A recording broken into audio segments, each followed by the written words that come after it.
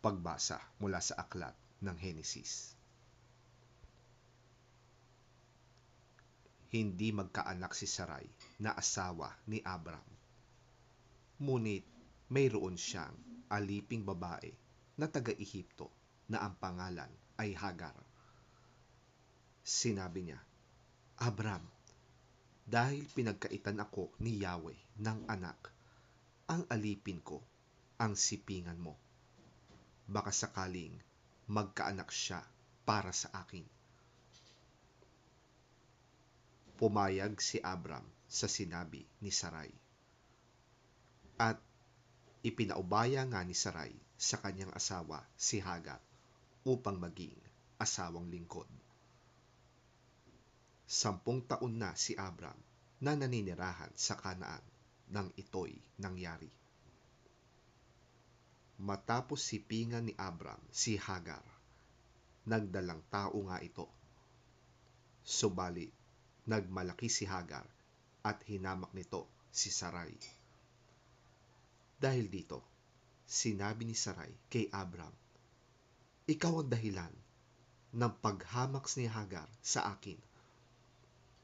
Alam mong ako ang nagkaloob sa iyo ng alipin kong ito. Bakit niya ako hinahamak ngayong siya'y nagdadalang tao? Si Yahweh na ang humatol kung sino sa atin ang tama. At sumagot si Abram, Alipin mo naman siya, kaya gawin mo sa kanya ang gusto mo. Pinagmalupitan nga ni Sarai si Hagar, kaya ito'y tumakas.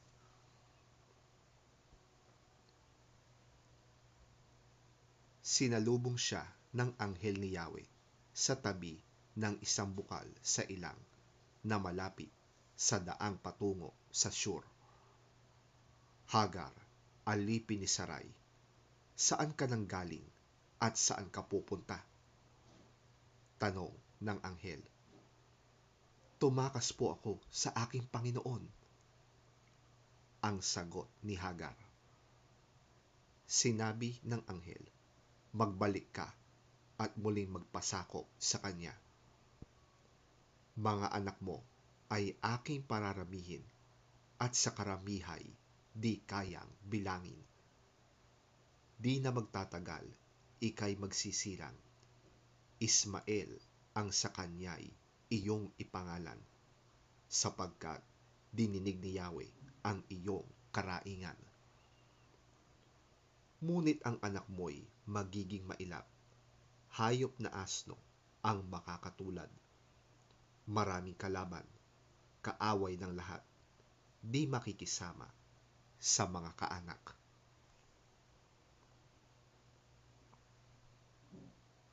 Nagsilang nga si Hagar ng isang anak na lalaki kay Abram, at ito'y pinangalanan nitong Ismael.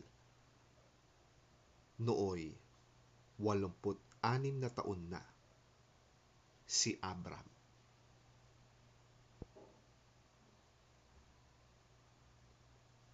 Ang salita ng Diyos.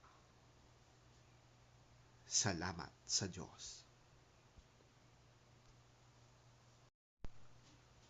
Ang mabuting balita ng Panginoon ayon kay San Mateo. Papuri sa iyo, Panginoon. Hindi lahat ng tumatawag sa akin, Panginoon, Panginoon, ay papasok sa kaharian ng langit, kundi ang mga tao lamang na sumusunod sa kalooban ng aking Ama na nasa langit. Sa araw ng paghuhukom, marami ang magsasabi sa akin, Panginoon, hindi po ba kami ang nagpahayag na mensahe mula sa Diyos, nagpalayas ng mga demonyo, at gumawa ng mga himala sa iyong pangalan? Ngunit sasabihin ko sa kanila, hindi ko kayo nakikilala. Lumayo kayo sa akin, kayo mga gumagawa ng kasamaan. Kaya't ang bawat nakikinig at nagsasagawa ng mga salita kong ito ay maitutulad sa isang taong matalino na nagtayo ng kanyang bahay na ang pundasyon ay bato. Umulan ng malakas, bumaha, at binayo ng malakas na hangin ang bahay na iyon. Ngunit hindi nagiba sapagkat nakatayo iyon sa bato.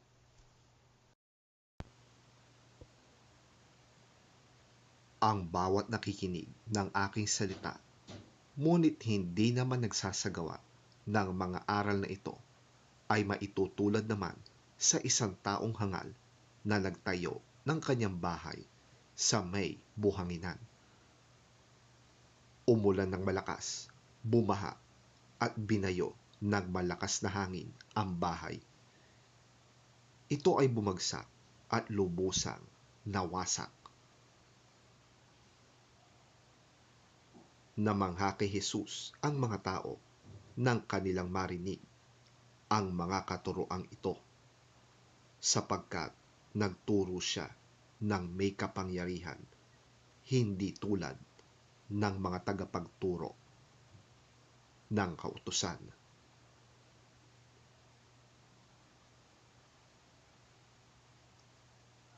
Ang mabuting balita ng ating Panginoon. Pinupuri ka namin, Panginoong Hesukristo. Not everyone who says to me, Lord, Lord, will enter the kingdom of heaven, but only he who does the will of my Father who is in heaven. And he will say to me on that day, Lord, Lord, did we not prophesy in your name, and in your name drive out demons and perform many miracles?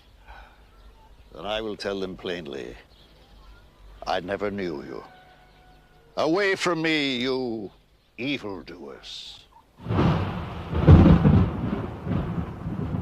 Therefore, everyone who hears these words of mine and puts them into practice is like a wise man who built his house on the rock.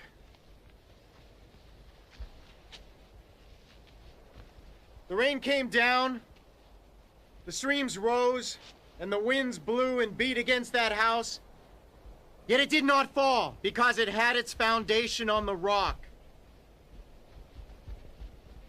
But everyone who hears these words of mine and does not put them into practice is like a foolish man who built his house on sand. The rain came down, the streams rose, and the winds blew and beat against that house, and it fell with a great crash.